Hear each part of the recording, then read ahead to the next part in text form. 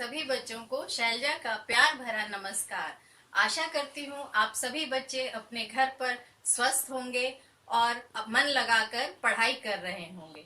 बच्चों, आज मैं आपके लिए भाषा माधुरी से पाठ 6 घमंडी मक्खी पाठ पढ़ाने जा रही हूँ।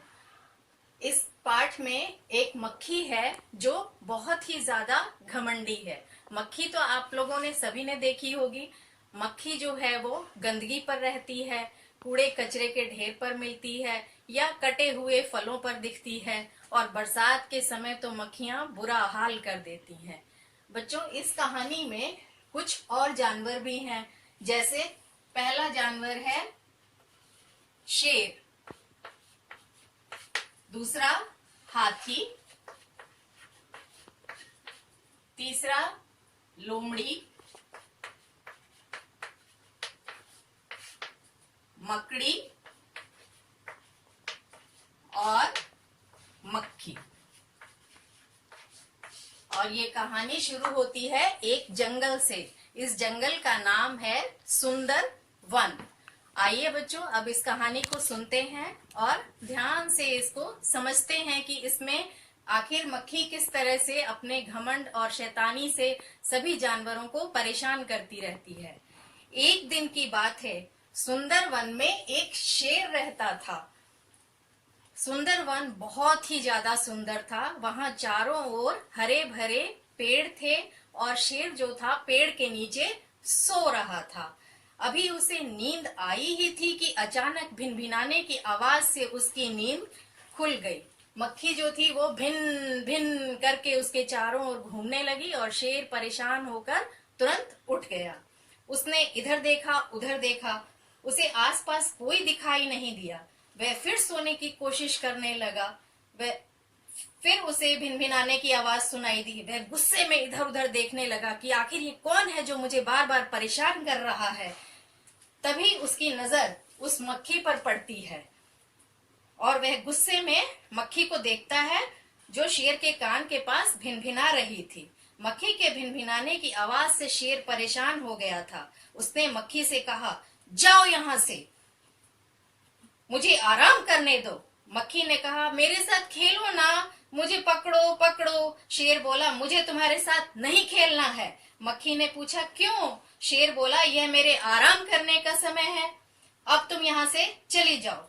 शेर की बात सुनकर मक्खी को तो बहुत गुस्सा आ गया। वह बोली, मैं नहीं जाऊंगी। क्या कर लोगे तुम? शेर ने कहा, तुम इतनी सी हो, मैं तुम्हें एक मुट्ठी में मसल कर रख दूंगा, जाओ यहाँ से। वह फिर से बोली, मैं नहीं जाऊंगी। क्या कर लोगे तुम? यह कहकर मक्खी शेर के गाल पर बैठ गई और शेर ने मक्खी को मारने के लिए अपना पंजा मारा। मक्खी झट से उड़ गई और शेर के गाल पर बुरी तरह से चोट लग गई। मक्खी शेर को फिर परेशान करने लगी। कभी वह शेर के कान पर बैठती, कभी वह शेर की नाक पर बैठती। शेर मक्खी को उड़ाते उड़ाते थक गया और उसे मारने के चक्कर में शेर ने अपने आप को घायल कर लिया। शेर ने मक्खी से कहा, अब मैं बहुत थक गया हूँ मक्खी रानी, तुम जाओ। मक्खी को लगा कि शेर उससे हार गया है। अब तो मक्खी की खुशी का ठिकाना नहीं था। वह इसी घमंड में आगे बढ़ गई। सामने से हाथी दादा आ रहे थे। हाथी दादा को मक्खी बोली कि मैं तो शेर से ताकतवर हूँ, शेर मेरे से हार गया है। और हाथी दादा भी उससे पूछ रहे हैं, मक्खी क्या बात है, आज बहुत खुश लग रही हो। मक्खी ने कहा, पता है मैं बहुत ताकतवर हूँ और मैंने शेर को हरा दिया। हाथी मन ही मन हंसते हैं और उन्होंने अपनी सूंड उठाई और मक्खी को नमस्कार किया और फिर बोला, हाँ तुम सबसे ताकतवर हो। अब तो मक्खी का घमंड जो था वो और बढ़ गया। वह रास्ते में मिलने वाले हर जीव जंतु को तंग करने लगी। सभी उससे बचकर जाने लगे। मक्खी जंगल में और आगे गई और अब उसे कौन मिली? एक लोमड़ी मिली। मक्खी ने लोमड़ी से भी वही कहा, शेर और हाथी तो मुझसे डरते हैं, मैं बहुत ताकतवर हूँ।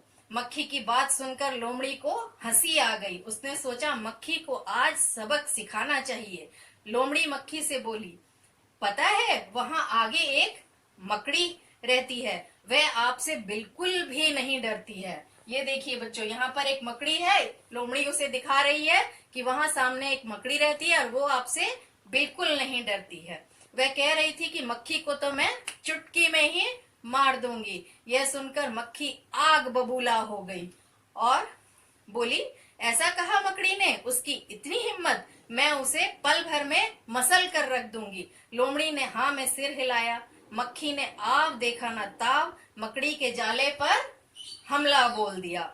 मकड़ी का जाला इस तरह से होता है ना बच्चों, मकड़ी अपने जाले में रहती है बना के और उसमें जो भी मक्खी मच्छर फंसता है उसे वो मार गिराती है। अब वो जैसे ही उसके ऊपर हमला करती है तो उसके जाले में फंस जाती है और उसमें फंसकर अब बताओ कि उस मक्खी का क्या हुआ होगा।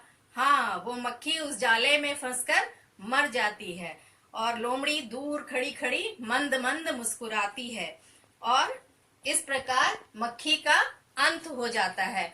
तो बच्चों, हमें कभी भी क्या नहीं करना चाहिए, घमंड नहीं करना चाहिए। इस कहानी से हमें यह शिक्षा मिलती है कि हमें कभी भी घमंड नहीं करना चाहिए। इसमें बच्चों अभी मैंने 4 मुहावरों का प्रयोग किया इस कहानी में। मुहावरे होते हैं शब्दों का समूह जो हमें एक अपना अर्थ ना देकर दूसरा अर्थ देता है, उसे मुहावरे कहते हैं। तो इसमें पहला मुहावरा इस्तेमाल हुआ आग बबूला होना। इसका अर्थ है गुस्सा होना।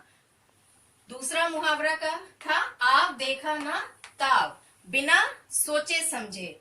तीसरा मुहावरा नाक में दम करना, जो मक्खी हमेशा नाक में दम किए रहती थी। नाक में दम करना का होता है परेशान करना। और चौथा है मंद मंद मुस्कुराना, यानी कि धीरे धीरे मुस्कुराना। लोमड़ी मंद मंद मुस्कुरा रही थी जब मकड़ी की इस तरह की हालत हो गई।